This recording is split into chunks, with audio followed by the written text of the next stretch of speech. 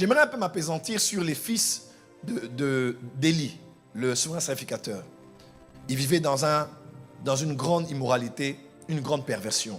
Et ce qu'ils faisaient déplaisait à l'Éternel. L'Éternel avait décidé enfin de pouvoir retirer sa gloire. Vous connaissez la fameuse histoire de Ichabod qui est arrivée juste après, où ils ont pratiquement été éliminés. Même l'arche a été saisie et a été emmenée à Asdod, dans l'une des villes des Philistins, pour être reprise plus tard par David. Mais ça a pris vraiment du temps. Écoutez bien ce que je vous dirai ici. Et ses fils faisaient ce qu'ils faisaient avec les sacrifices.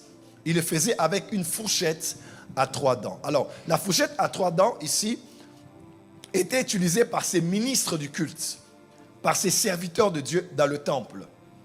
Et ce qu'ils faisaient pour désacraliser les sacrifices, pour souiller les sacrifices, pour ne pas prendre pour sacrer les sacrifices, ils le faisaient avec une fourchette à 3 dents.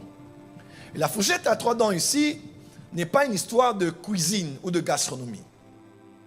L'affaire de la fourchette à 3 dents est une image qui peut nous parler d'une réalité claire que nous avons aujourd'hui auprès de ceux qui servent Dieu, tant sur l'autel que tous ceux qui sont dans la maison de Dieu.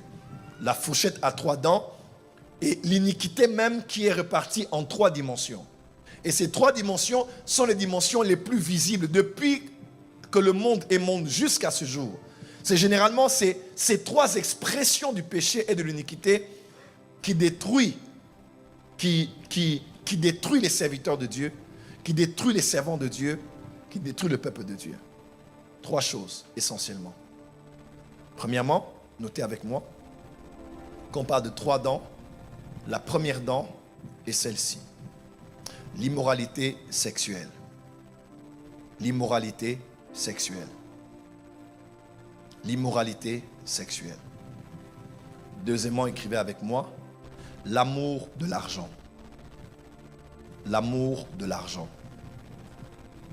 L'amour de l'argent. Et troisièmement, écrivez avec moi, l'orgueil. L'orgueil. L'orgueil. Notez avec moi. L'orgueil, l'amour de l'argent et l'immoralité sexuelle. Depuis que Dieu est le Dieu des hommes, depuis Adam jusqu'à nos jours, d'une manière ou d'une autre, chaque fois que Dieu a voulu faire une chose nouvelle sur la terre ou faire avancer son agenda, parce qu'on appelle une dispensation, Dieu a choisi des hommes et des femmes qu'il a suscités. Plusieurs ont commencé et ont bien terminé. Plusieurs aussi ont très bien commencé et ont très mal terminé.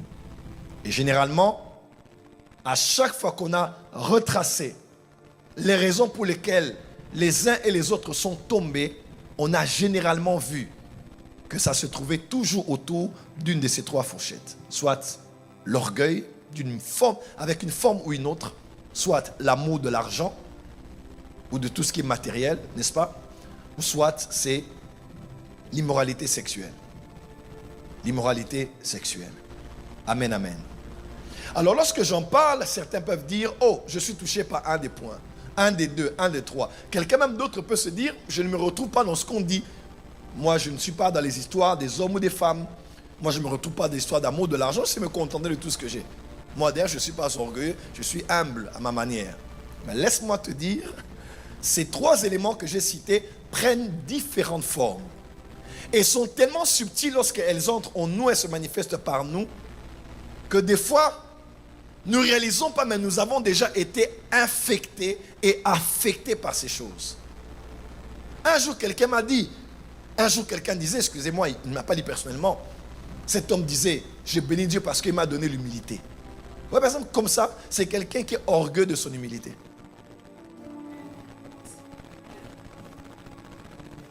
Il est orgueilleusement humble. Parce que l'orgueil a beaucoup de formes. Il y a aussi l'orgueil spirituel. Il y a l'orgueil de la connaissance. Quelqu'un, vous ne le verrez pas dans l'orgueil des biens qu'on sort. Mais il est tellement orgueilleux spirituellement que pour lui, vous êtes à un niveau, lui, il est sur un piédestal. Ouais. Quelqu'un dira, non, moi, je n'ai jamais touché à une femme. Moi, je suis... Aujourd'hui, il y a plusieurs femmes qui n'ont pas touché à des hommes et qui touchent à la pornographie. Qui touchent au voyeurisme et à beaucoup de choses semblables. Amen, amen. Quelqu'un d'autre dira, mais moi, je n'ai pas mis un tarif sur ce que je faisais pour Dieu. Je n'ai pas fait ceci pour l'argent. Je n'ai pas... Ou même au travail, moi, je ne m'inquiète pas. Je ne fais que me contenter. Mais quand on regarde bien ta manière d'être là, il y a quelque part l'amour de l'argent. L'amour démesuré de l'argent au point où on est capable de tout faire pour en avoir encore et encore et encore. Et ça prend toujours différentes formes. Ma prière ce soir, que le Saint-Esprit emmène un peu la lumière sur nos cœurs et que par la grâce de Dieu, nous puissions nous sonder ce soir, voir nos cœurs à la lumière de sa parole et du témoignage de l'Esprit pour dire à Dieu, Seigneur, entre en moi, regarde ce que tu n'aimes pas, pointe cela du doigt et s'il te plaît, que je ne continue pas cette année comme je l'ai commencé, que cette chose qui peut me détruire et détruire le monde autour de moi, quitte ma vie au nom de Jésus.